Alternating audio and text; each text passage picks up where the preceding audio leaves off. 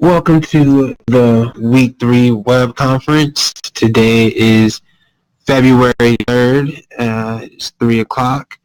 To begin, make sure that you've run the audio and video setup. Go ahead and test them if you haven't already. You can do that by clicking the cogwheel and checking your settings.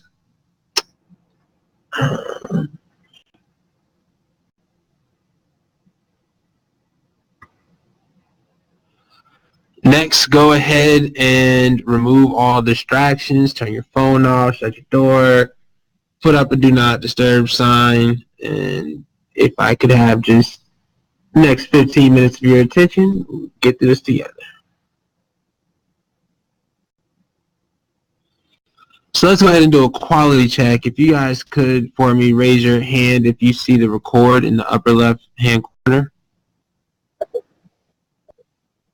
All right, great. You guys can go ahead and lower your hands.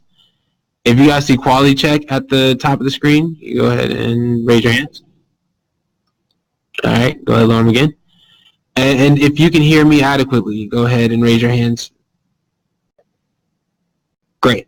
All right, you go lower your hands. So this is Chapter 8, Technology and Thinking. The learning objectives are that participants be able to demonstrate the difference between positive and negative effects of informal and communication of information and communication technology. Participants will be able to explain the dangers of social media, and participants will be able to describe what is required for technology to be a positive influence. So to start, how about you guys say your name, your profession, and a time where you've used collaborative technology for work.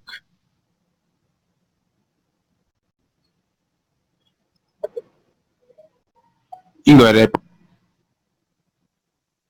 Hi, I'm April Barnes. I'm actually a human factors engineer, and I use collaborative technology a lot. Most often, we do a lot of web conferences and like Skype calls. So I use that frequently at work. Nice. Okay, yeah, go ahead, Gary. Yeah, it's over there.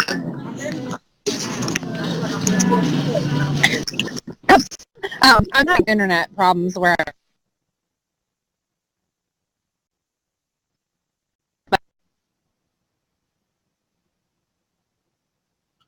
Yeah, you're cutting out right now. Well, you can go ahead and type your answer in, and that will be here. Okay, so name, profession, what was And a time that you use collaborative technology for work.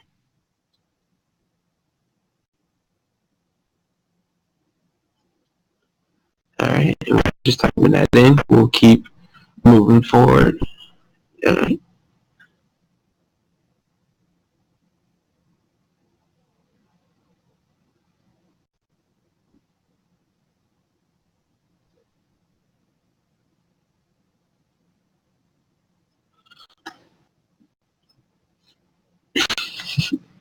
Every day and all day. All right, hey, I get it. That's a good one. So technology and thinking. Technology is a tool that can bridge collaboration and cognition, and not determine our approach to thinking. We use technology to be that platform that gives us access to work with each other, but it doesn't determine how we use it. You know, that's where the instructors come in to play, or the instructional designers. They're the ones who make sure that there's a high level of engagement and that there's meaningful discourse. Otherwise, you run into trouble. So, real quick, let me put up a poll here.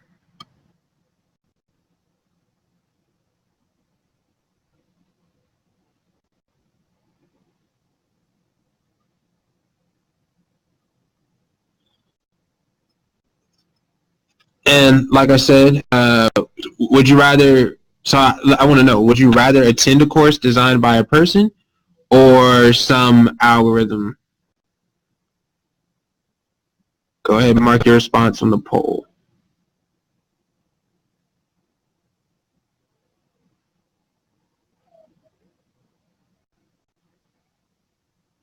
Wow. Yeah, I just realized I put yes, no, and maybe. Must not have updated. But, Carrie, did you get a chance to answer?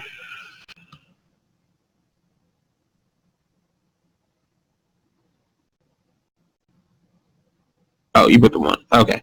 But yes, a person would be better because they can ensure that there's the level of engagement that is necessary for this sort of learning and thinking to be effective, because it can quickly become ineffective if those requirements aren't met. Oops, sorry, went too far.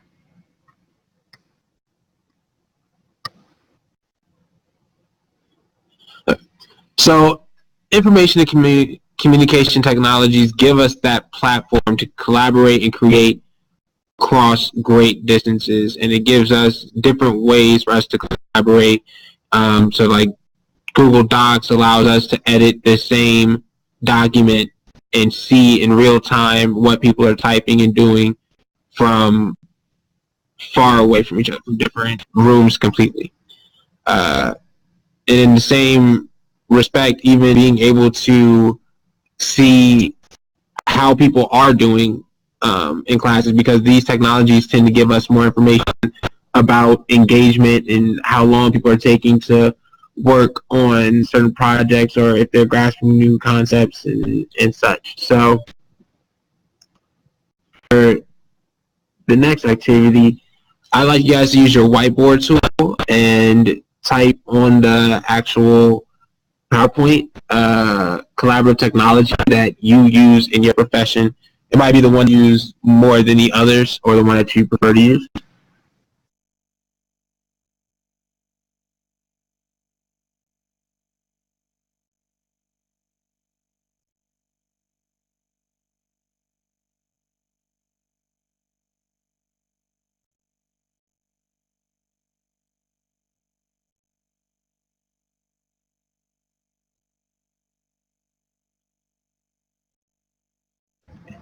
There's a texting tool at the top that might be easier than trying to spell it with a drawing tool.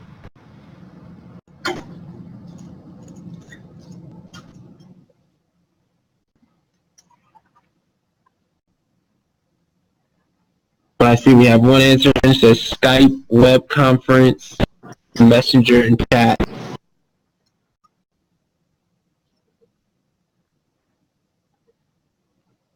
Did you have a question, Gary?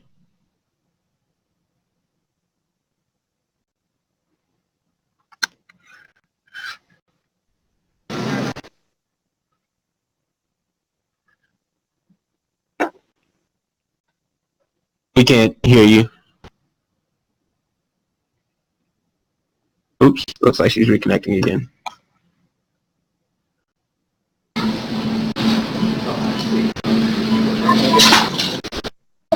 Okay, we'll leave it now.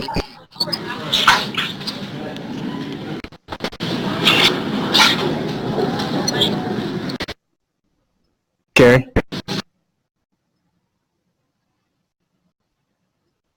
Looks like she's having a few difficulties.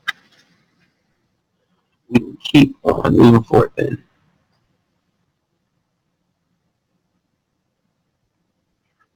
So a pitfall of technology is that many online interactions are lacking meaningful discourse and contributing to the social cocooning.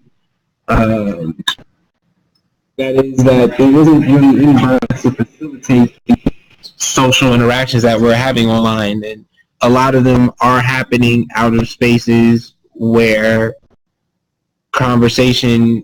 meaningful conversation can be had. Random boards on the internet, social media, or wherever else people may post. So, if you could, identify a technology that tends to lead to social cocooning, or that confirmation bias, where we end up in our own bubble of influence, where there's no one there to debate us or for a opposing view. So we have PC, email, messenger. Okay, so you definitely can end up talking only to people that are like you and think like you. So you might end up only having those conversations with them. Social media. Social media is a big one. Social media, not only do people have the opportunities to just join entire groups or a page with people who are all saying the same or feel the same, but the algorithm of Facebook pushes information that if you've looked up how great Trump is online, then it's going to push you advertisements and articles about how Trump is doing a great job. If you think that Obama was the best president of all time, social media will push those same messages to you.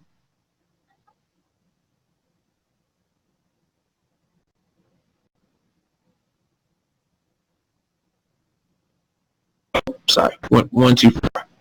So I actually have a video I want you all both to watch.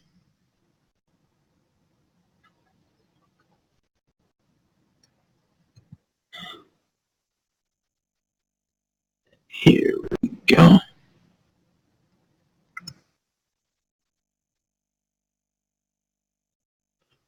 So go ahead and watch the video that I just put in the chat and raise your hand when you are done.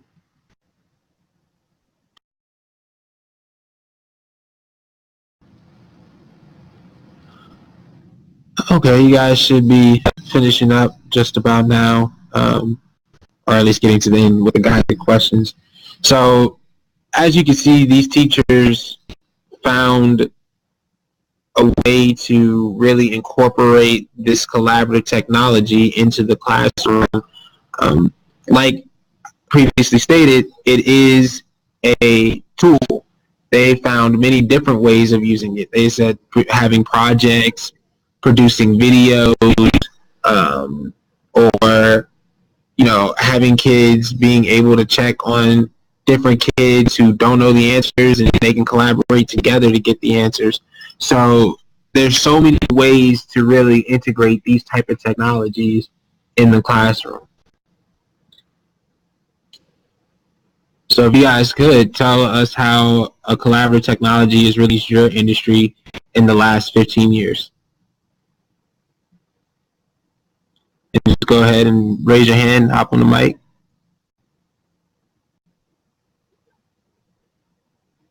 Oh, go ahead, Karen. Hopefully you can hear me. I apologize. It's kind of noisy where I am. So I would say for higher ed, things like smart boards and all of the learning management system tools have been created for distance learning. And I mean, everything like Messenger or even like web conferencing tools have all really made a difference. Yeah, I can imagine. I did not like whiteboards, so when smart boards came into play, I was all for it. April? Yeah, what I said before actually is somewhat similar to what Carrie was saying. Like I said, I actually for a defense contractor, but in general, human factors engineering is a lot about improving, performance of a person, system or whatever. So there's a lot of different technologies, adaptations that can be used to help people perform a job that they might not have been able to perform, whether it's, like a software or a device or, just automation of different things.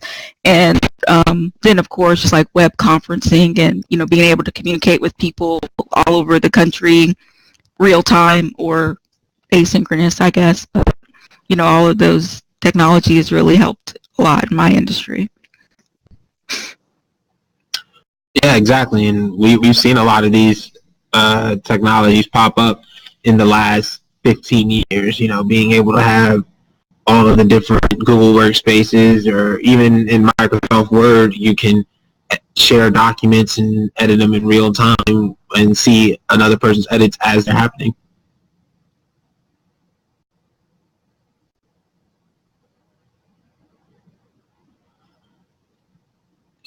Emory, technology can facilitate collaboration when properly applied. When we take the time to make sure that it is engaging and facilitating meaningful discourse and discussions that push forward the conversation, that are pushing the conversation forward, that's when it's being properly applied. When we allow people just kind of get into a cycle of groupthink, or allow misinformation to filter into everything that we are trying to talk about or trying to learn, that's when it really becomes a detriment. So that's what we really have to look out for. So if you guys could give me a thumbs up or a thumbs down to indicate how well you feel like you've grasped the concepts from the lessons today.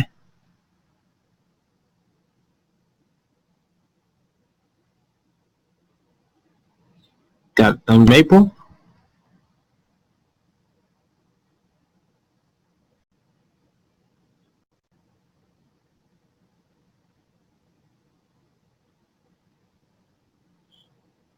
All right, looks real good from Karen.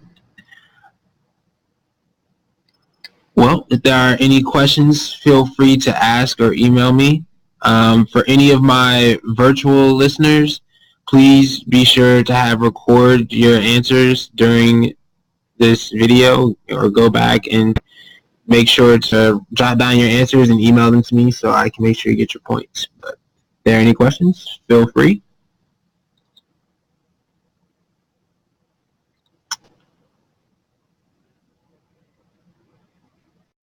All right, looks like there are no questions. Well, thank you very much, and I will see you next time.